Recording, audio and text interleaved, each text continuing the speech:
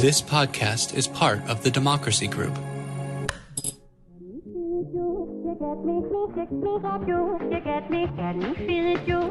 Welcome. We are talking politics and religion without killing each other.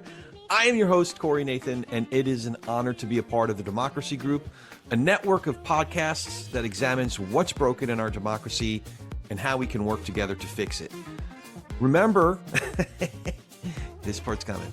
Subscribe or follow. See, that's a little different. Subscribe or follow. I've been saying the write a review thing, and I'll get to that. But also you got to subscribe and follow. So subscribe and follow, and yeah, leave a good rating and write a review. We've actually been getting some nice ones lately, which I excuse me, I am so appreciative of. We got one a few weeks ago from Bring Back the Old Days. That was the name. Bring Back the Old Days said, exactly what I was looking for. Smart discussions where people are kind to each other. Finally, right? Finally. We heard from a friend of mine from the trailer industry, a guy named Schrader. Schrader said, refreshingly smart and sane. This show does just what the title claims. It's so refreshing and smart. That's really nice. It's heartening to hear this feedback. Obviously, it's very encouraging for me, and I appreciate that. So thank you. Bring Back the Old Days. That's actual, like I said, that's the name. And thank you, Schrader. That it was really, you're hitting upon just what we're trying to do. So I do appreciate you taking the time to write us a review on Apple Podcasts. It makes a huge difference. So if you haven't done that already, it would be so helpful if you could go to Apple Podcasts on our Talking Politics and Religion Without Killing Each Other page. Scroll down a bit in the list of episodes to where they let you leave a rating and write a review. Click on that little pen looking graphic and write us a review so we can finally get big bad Apple to acknowledge that we actually exist. That folks don't just want to hear screamers riling up anger and and fear, but healthier conversations around these important topics. That's how you can help, not just with the show, but with what we're trying to do. So along those lines, I've been doing some of these solo episodes, and we're just going to keep going with it. Today, what I wanted to talk about is the number one defining principle of, I was going to say conservatives, but what passes for being conservative in today's politics, and that is hating the left.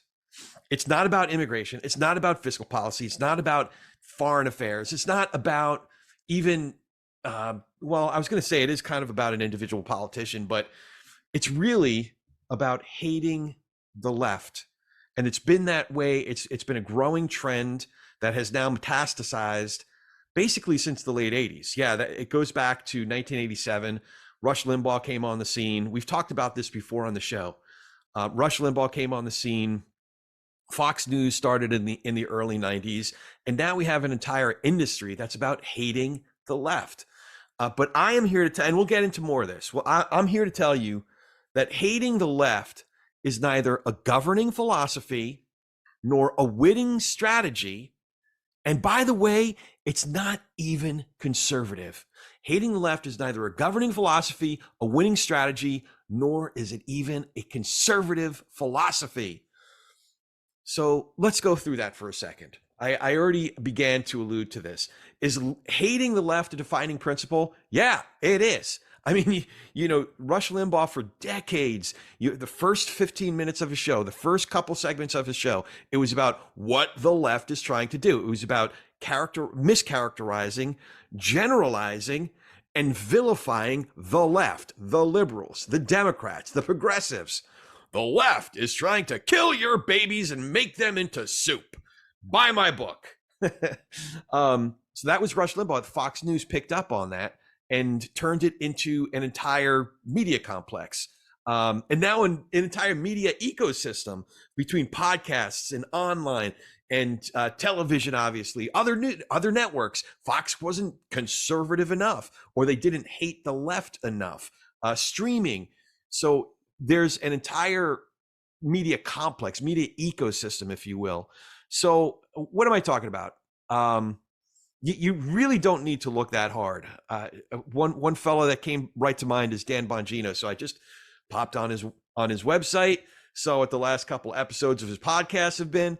And you don't have to, it doesn't take a ton of effort. It doesn't take a lot of detective work to find, what the left is trying to do, or all the terrible things that are supposedly happening in blue cities, as he would put it.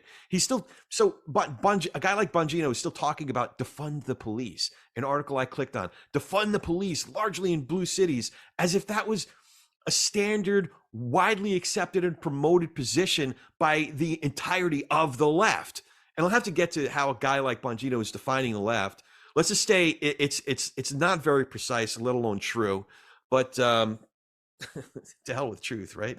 The hit job is so juicy. So yeah, he's talking about defund the police. But listen, it takes a special kind of talent to pretend that Joe Biden is for something like defund the police, to pretend that he didn't come out right away and immediately and forcefully come out against this sort of rhetoric or notion called defund the police. In fact, the entirety of the supposed left, with the exception of a small fringe of extremists that were toying around with this notion.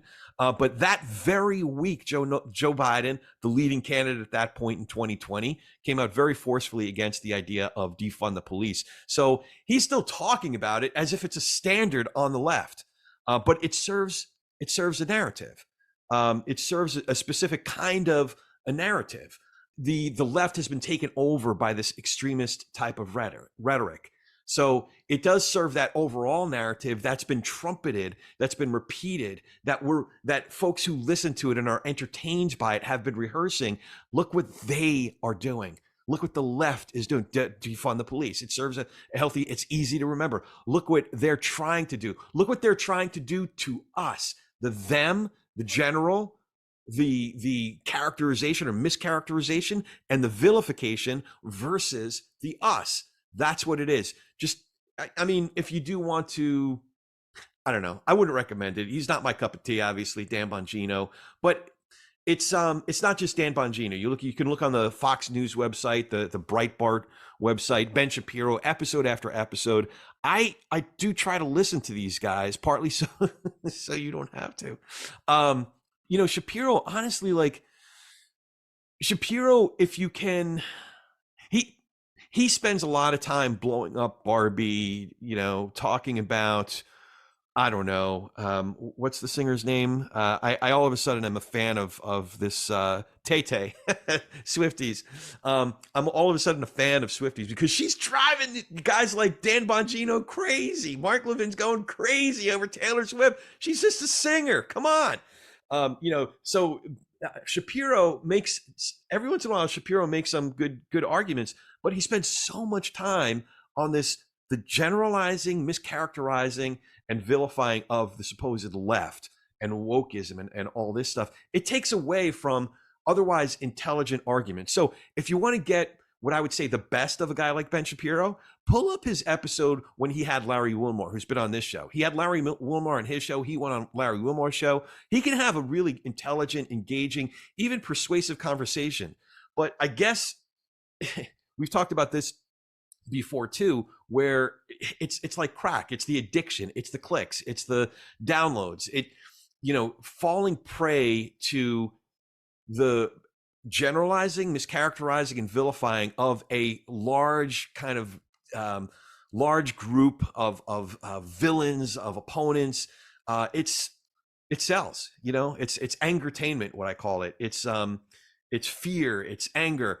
So these things certainly sell, and a guy like Ben Shapiro is smart enough to know that that's it's good for his bottom line if he continues to do that. I just wish that we could all be more tuned in to the substantive arguments, because a dude like that does make substantive arguments, but a lot of these guys have no substance. I mean, Mark Levin is supposedly a leader of this media, ecosystem, for lack of a better word. Again, it's an entire anger-tainment, conflict entrepreneur media complex, how the left is being defined. It's basically, anyone. So the left, this is the other thing. So I was going to say that the left is being very loosely defined too. That's another part of it. It's not a very specific or well-defined term, because the left essentially is anyone who's not like me. I am often referred to as a liberal or as part of the left. So listen, if I was a liberal or a progressive, I certainly wouldn't be ashamed to own it. It wouldn't be embarrassing. I would embrace it. Some of my best friends are liberal, progressive. A lot of folks listen to this show are left of center or pretty far left. That's cool. If I was, that'd be cool too. But I ain't. And that's why it bothers me consistently when folks refer to me as the left. So what is the left? It's not just me, by the way. It's guys like David French, who couldn't be more conservative. Dr. Russell Moore, who couldn't be more conservative, both politically and theologically, religiously. They're conservative as they come. David French spent 25 years defending free speech, defending the very pillars of conservatism, free speech, free practice of religion. He was one of the conservative movement's best litigators, if you will, quite literally. Dr. Russell Moore, he headed the Ethics and Religious Liberty Commission for the Southern Baptist Convention. He was born in the Southern Baptist Church. He grew up in the Southern Baptist Church. He was very high up in the Southern Baptist Convention. But why? Why are these guys considered liberals? Why are these guys considered now they're part of the left? Why? Because they're not part of the orthodoxy, because they don't hate the left enough. David French can actually have an intelligent conversation. David Brooks can have an intelligent conversation with people who really are on the left. And he doesn't see them as the enemy. He sees them as his neighbors with whom he has some disagreements. But because he doesn't hate them enough, they're now considered part of the left. Or more specifically, they have critiques, intelligent critiques of the leader of the conservative movement now, the quote unquote conservative movement now, that being Donald Trump.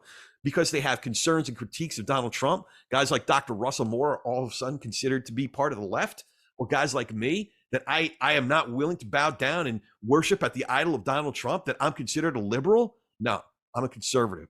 I am a fiscal conservative. I'm a small business conservative. I'm a social libertarian, live and let live. And we'll get into some of that. But, again, just before we move on, looking at some other sites, Breitbart, Fox News, one headline after another that feeds into this us versus them narrative. Mark Levin, who I mentioned, you pull up his website, and the title of his book right there in the front page of his website, "The Democrat Party Hates America."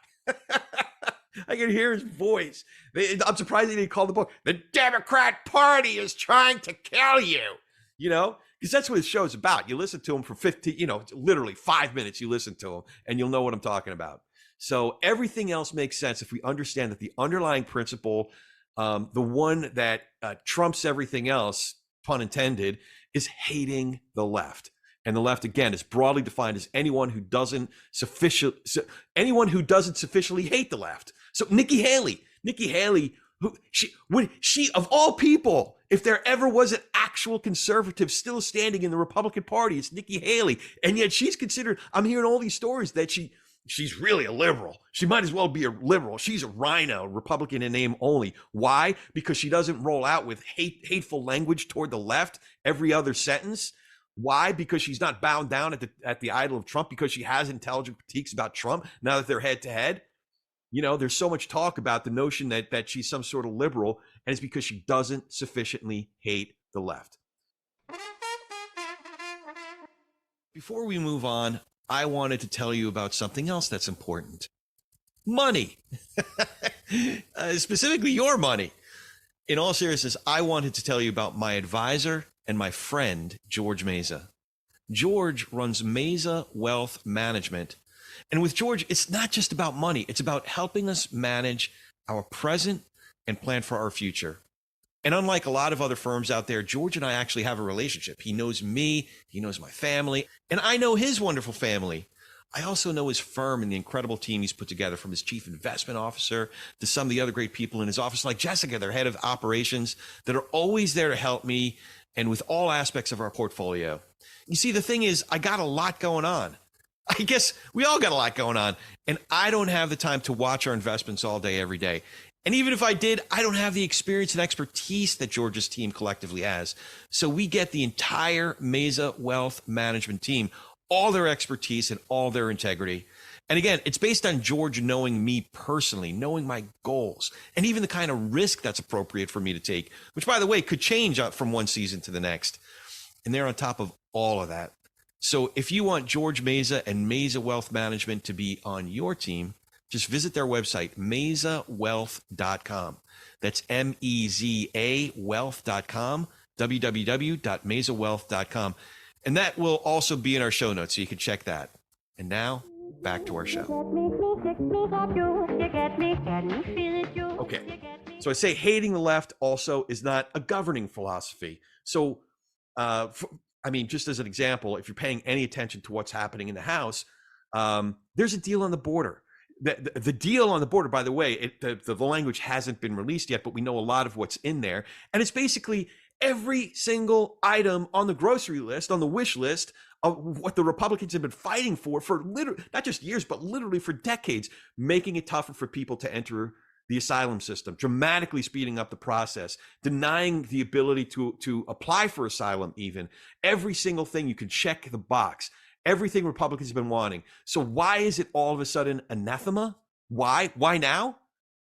Because we hate the left so much that we can't make a deal with Democrats. Biden came to the table and he said, yeah, some other priorities are important. There is a problem at the border. Now, this is not necessarily my position, but I am observing, again, over and above any individual position, for example, with this example on immigration, I'm looking at how we're able to collaborate, to cooperate, to figure out, okay, I'm not going to get everything that I want. You're not going to get everything that you want.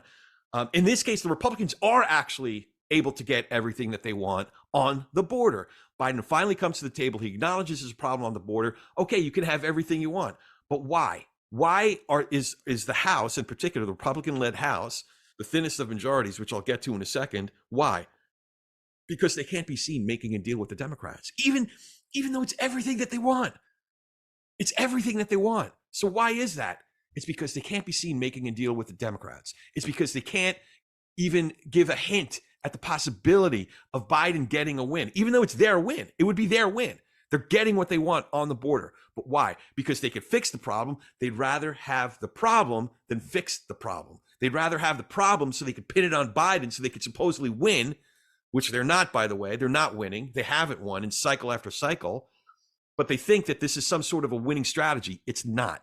And the only reason that the House is putting the brakes on, part of it is because, Johnson got on the phone with Trump, and Trump said, no, wait until I get reelected, or elected in his words, again, because he's still saying that he won in 2020.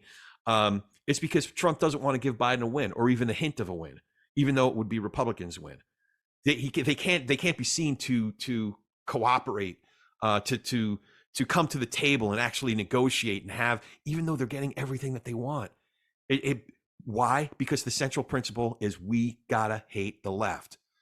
A lot of folks I know who are still Republican and passed the purity test of hating liberals enough were seeking an alternative to Trump. So a number of my friends who pay attention to this stuff were gravitating toward Ron DeSantis. And while you could say he's been an effective executive in Florida, you cannot say he's been a conservative. He proudly proclaims Florida is where woke goes to die. But that's not necessarily a conservative set of virtues. Having teachers in fear for their jobs over what they can and can't say is paralyzing, and makes for a great anti-woke headline, but it sure as hell is not leaning into the idea of free speech and the free exchange of ideas. Telling companies like Princess Cruises what they can and can't do on their own ships with their own employees, that's not a conservative idea. That's not about free markets. That's not business friendly. Now, say what you want about things like masks and vaccines. I know different people have different feelings about that. Feel however you want. Telling me as a business owner what I can and can't do when there's a worldwide pandemic going on, telling me I can't enact rules within my own company that I deem to be in the best interest of that company for my employees and my clients, that's not conservative. So yeah, he was an effective executive in one way, but it wasn't a conservative set of principles that he was enacting. That's authoritarian. You may like it because you hate the left so much, but make no bones about it. It ain't conservative. It's not. It's not even democratic. It's not even in the spirit of our constitutional republic, if you prefer that language. And it sure as hell isn't conservative. So just own it. It's authoritarian, is what it is. And maybe you're into it. Maybe you're into it, but it's not conservative. Maybe you hate Disney all of a sudden because they decided to have their employees' backs, people who happen to be gay or people who support and love people who are gay, people, employees in that company. And Disney wanted to say, we support you. You still are employees. You're still on our team, or whatever the lingo they use in Disney.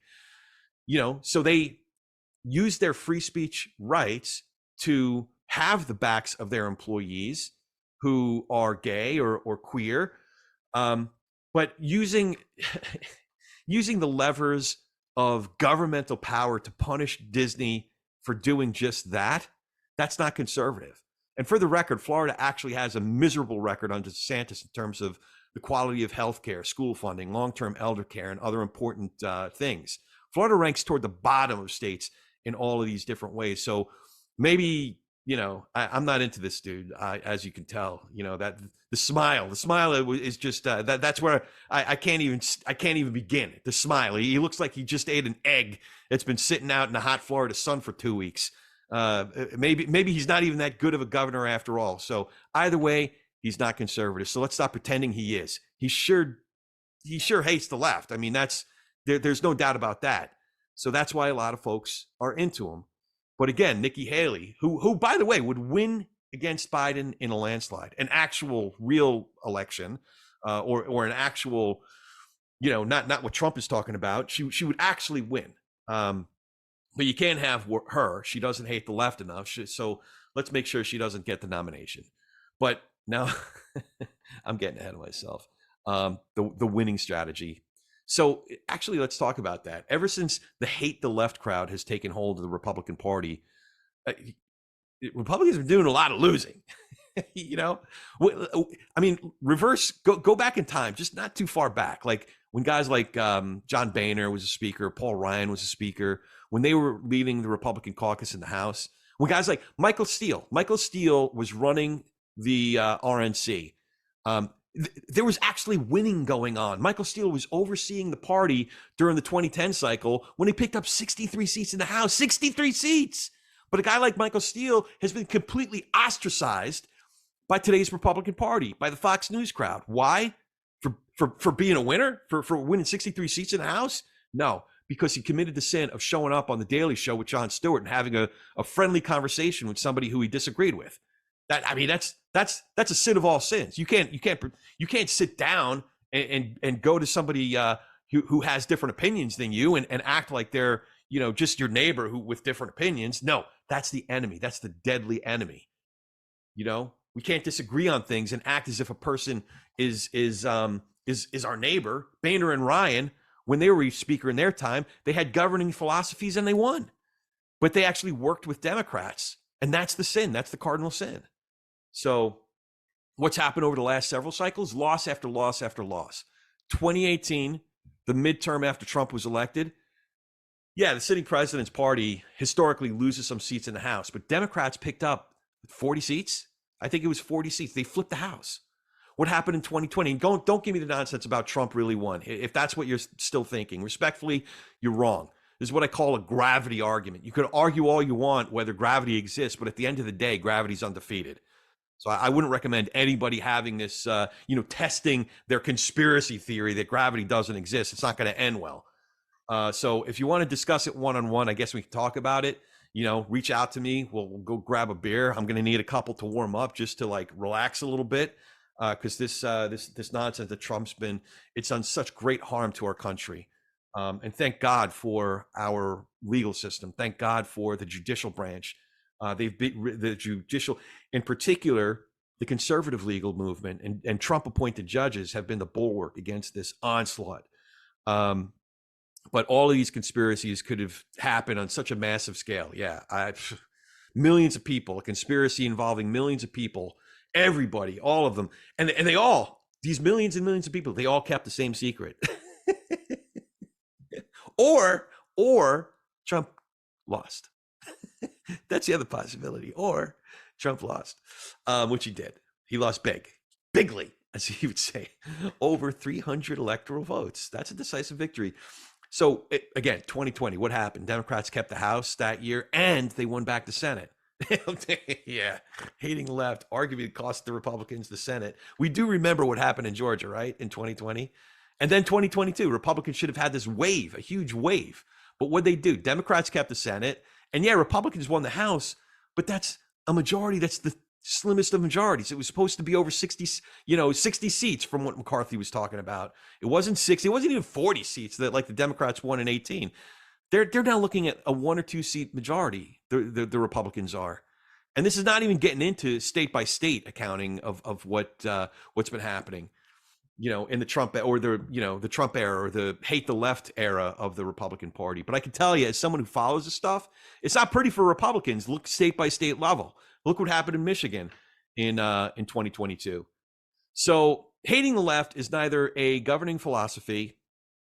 DeSantis with his where woke goes to die is actually where I'm being mean now, where real smiles go to die. This hating the left sure as hell doesn't look like a winning strategy as we look at the reality of election results over the last several cycles. And no, we're not giving credence to Jewish space laser, long dead dictator ghosts rigging voting machine conspiracy theories. It's gravity. You lost, period. And then you lost again. And then you lost again. And it's just going to keep happening because hating the left is neither a governing philosophy nor is it a winning strategy. And as we've now discussed, it's not even conservative. So how do you like them apples? Listen, I know I've been coming at it hard today. I guess it strikes a nerve for me, and it's personal because I am a conservative. And yet I am seen as a liberal or left or something because I don't sufficiently hate the left. That's really what it comes down to. And I've seen a lot of friends that I go to church with that they will do away with sound scriptural principles, scriptural Christian biblical theology. They'll mangle it if they're reading something that doesn't align with the hating the left version of conservatism. It's real to me. In all seriousness, it's really tragic. Dr. Moore talked about it last time he was on here that you could be reading directly from the Sermon on the Mount, and somebody from the pews will come up and just complain. What are you preaching that liberal nonsense for? We just do away with scripture when it doesn't suit our a priori preferences and prejudices. It's a new form of prejudice. So I'll say that. I'm not saying that if you're, today's version of conservative, which it isn't conservative, that you're a racist. I've never said that, and I won't. But it is a bigotry of a certain sort. It's a bigotry of marking people with, this label of being on the left, of being liberal, and giving license to be hateful and to see anybody that you've deemed to be on the left as the enemy. So yeah, I've been coming at it hard today. This isn't a new version of what Monty Guzman would say of, I never thought of it that way. But listen, it's okay. I've probably pissed some of you off, and that's okay too. That said, talk of politics and religion without killing each other doesn't mean I don't have opinions. Clearly I do. So maybe in future weeks, I'll talk more about ways we can have better conversations and stuff like that. But every once in a while, I got to roll out and share what I think about topics and the overall state of things. Plus, it's my freaking show, so stick that in your pipe and smoke it. But if you do appreciate what we're doing here, or even if I do piss you off, and maybe, I don't know, maybe I did piss you off, but you still think I made some good points worth thinking about, hit the subscribe button. Hit it. Listen a little bit more. Maybe somebody will come on that you agree with more than you agree with me. Or or write to me, write to me and tell me why you think I'm wrong. Tell me which points are totally crazy, or invite me out for a sandwich or a beer or a coffee or a tuna fish. Take me out for a tuna fish sandwich and let's talk about it. And by the way, tell a friend about TPNR. Tell a friend about, this crazy Jersey dude coming on and sharing his thoughts.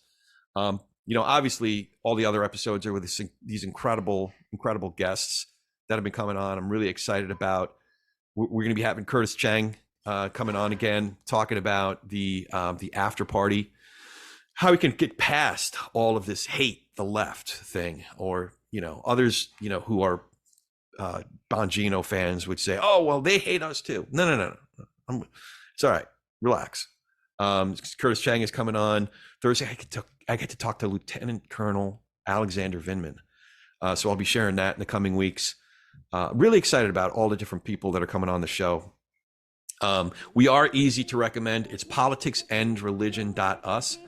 That's www.politicsandreligion.us. So you can tell somebody how to find us, and you can tell them also that if they're looking on their app, type in TALKIN'politics on pretty much any app and will show up properly. TALKIN'politics, not talking with the G. There's no G, not in our title. Or you can find me online. You can reach out to me on the four major ones I'm on is LinkedIn, Facebook, Twitter. Not Twitter. I'm not really on Twitter anymore. Threads and Instagram. So at Corey S. Nathan. That's Corey with an E, S as in Sam, Nathan, at Corey S. Nathan. Now, go talk some politics and religion with gentleness and respect. Maybe I wasn't so gentle, but it is all said with respect. And have a great week.